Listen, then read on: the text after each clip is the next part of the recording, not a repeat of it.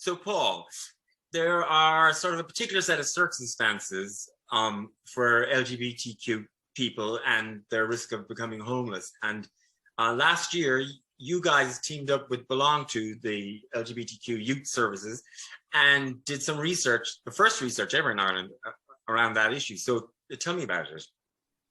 Yes, that's correct, Panti. We've known anecdotally that sexuality is a gateway into homelessness, but we have never really understood it. And we see it, so a lot of it's guesswork, educated guesswork at that. So last year we did do research, and what that showed us that the issue of sexuality and homelessness is very complicated. So normally what you'd see with youth homelessness is there's family breakdown, and that tends to be how people come into it. But when someone struggles with their sexuality and they feel they're safe to come out, that causes more family breakdown, and it is a faster route into homelessness.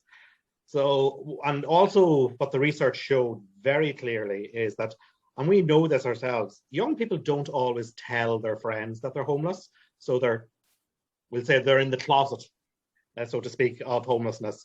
And they sure as hell don't tell their friends that they're gay or LGBTQ. So they're in a double closet. And if anyone who has come out to themselves, and I think that's very important, that we have to come out to ourselves, we don't necessarily need to come out to the world, but that whole process of coming out is very stressful. It's very lonely, it's very isolating, and all that in itself it's very taxing, and it drains our resilience, it drains down batteries. And for anyone who has come out, if they recall what that process is like, they think they're the only one in the village. Well, by God, that village is very big. So you're not the only one in the village. But that idea that we're the only one in the village, even in the 21st century, it's very interesting. Why is that?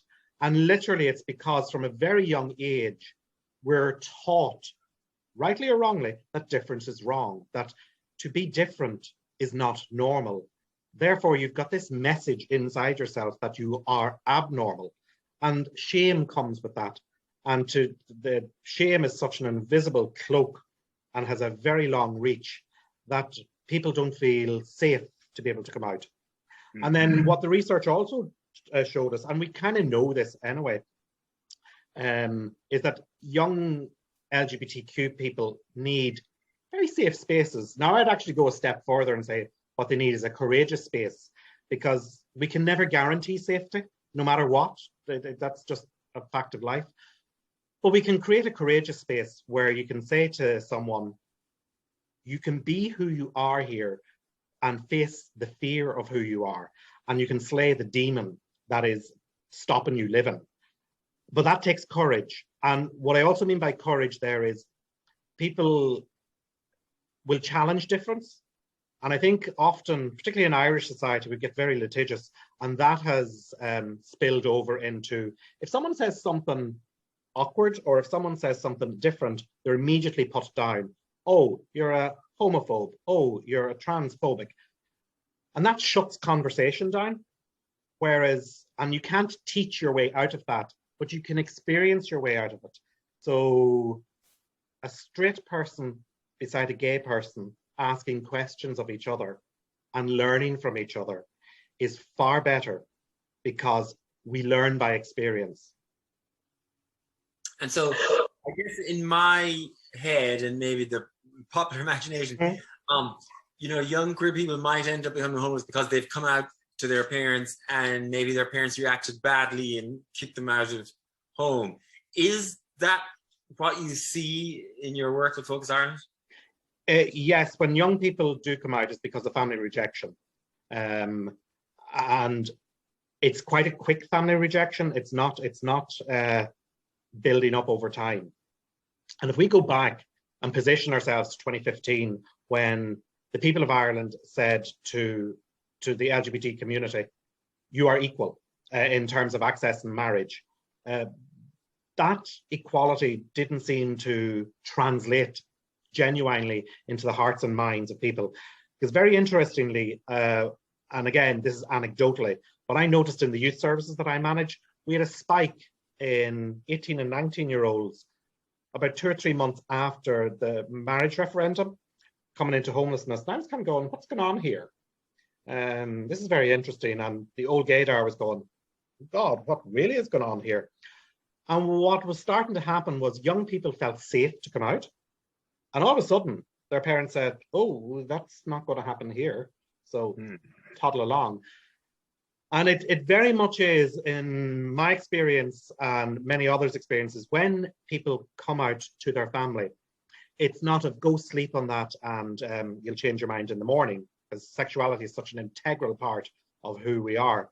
It very much is get out of here now. And it's very instantaneous. Normally, homelessness can be building over a period of time. It could build over months, possibly years, and ends in strife or a family argument, and that just tips it over. But for a young person who's grappling with their sexuality and their broader sense of who they are as a person in the world, when they have the courage to come out to their parent, it's slam dunk, out you go. So it's very instant. So you don't plan that. So and if you don't think about it in advance, you've very few resources to call upon. What do you do? Where do you go? If you rock along to a friend, say, can I sleep on your sofa? I've just come out to my parents. And your friend goes, what? You know, so there's a whole load of, the narrative that is no longer. And I know that in the UK, they did research around the pandemic and all, which show that a lot of younger, especially LGBTQ people, were being, in a way, forced to remain in a sort of toxic family environment, you know, because of the pandemic. Is that something you see in the services here? What we're not necessarily seeing young people coming into homelessness because of how Ireland has responded to the pandemic and literally has closed down society. And that is for a very necessary reason. But we are seeing young LGBTQ who have been in homeless services being forced back to live with their families. And that's anecdotal. So we'd say, let's pretend Panti's in with us and we're making you a nice 20-year-old. And all of a sudden you kind of go, where's Panti? And you go, oh, he's back home. Well, what's going on there? So people are recloseting themselves from a sense of safety. That's because there's no access maybe to rented accommodation, or some of them are in student accommodation, and that's been lost as well. So anecdotally, we're seeing a move back home. The UK has definitely seen a considerable amount of young LGBT homelessness or LGBTQ youth having to return home to toxic environments. And that's because they see that there's more, for example, Southeast Asians in homeless services in the UK. We're not seeing that. What we would see definitely is Irish. We're seeing new communities, so second generation families from Eastern Europe, from Africa. We're starting to see them coming into homeless services and around, fundamentally around areas of sexuality.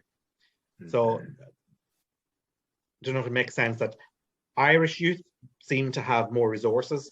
Second generation do not have the resources. And there's a whole cultural piece that we need to become far more competent in, that we are not necessarily competent in around issues of colour and LGBTQ. We absolutely aren't. I mean, it's interesting because you know what, no matter what avenue I go down talking to people around homelessness, what is always the takeaway is it's a multi-layered, complex situation with no easy answers. And in order to fix the homelessness crisis, it's going to take hard work, long work, and imaginative work. It does, and one of the things around that is one of the research calls out for prevention. Like if you think of health, smokers, when we take smoking as a public health issue, we're told to prevent that. So don't start smoking. Homelessness is the exact same. If you view it through a public health lens, prevent it.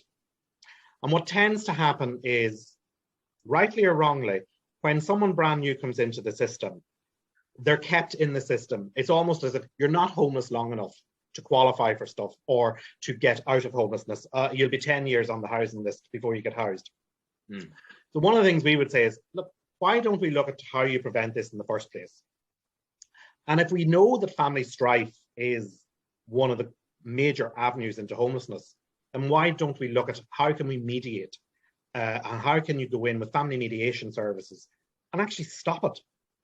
Because families, once they become informed and educated, they suddenly realize, okay, I can do this.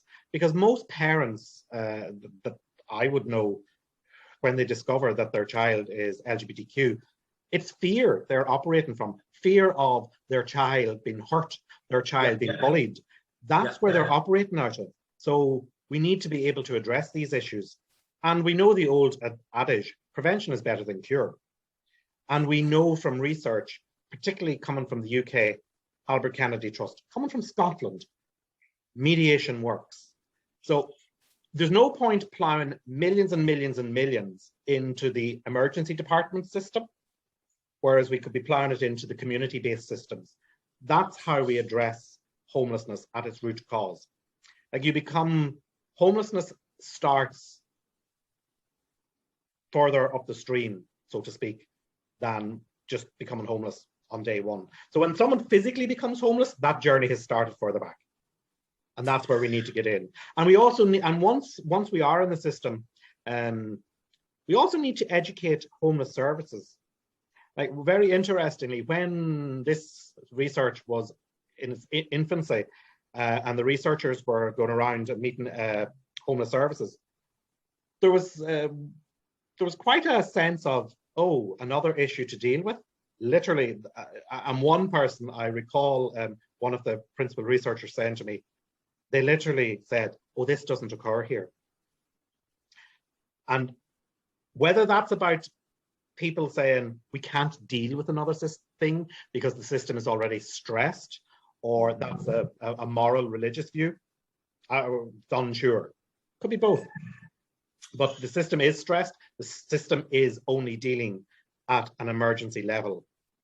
We need to fundamentally reimagine the system. And we can do it. The evidence is there. The research is there.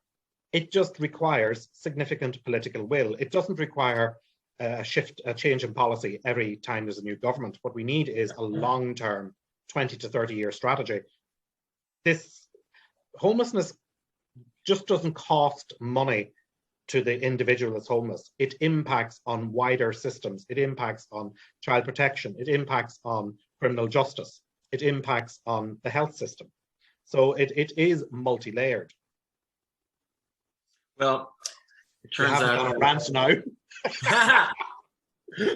Well, it turns out that when it comes to homelessness, as with so much in life, we should just have listened to my mother. Prevention is better than cure. Absolutely. Definitely. Thank you, Paul. I think they have loads there. Actually, do you know what I want to do? Do you remember years and years and years ago the old "It Gets Better" campaign from the States? So I want to. There was a gay men's chorus in LA.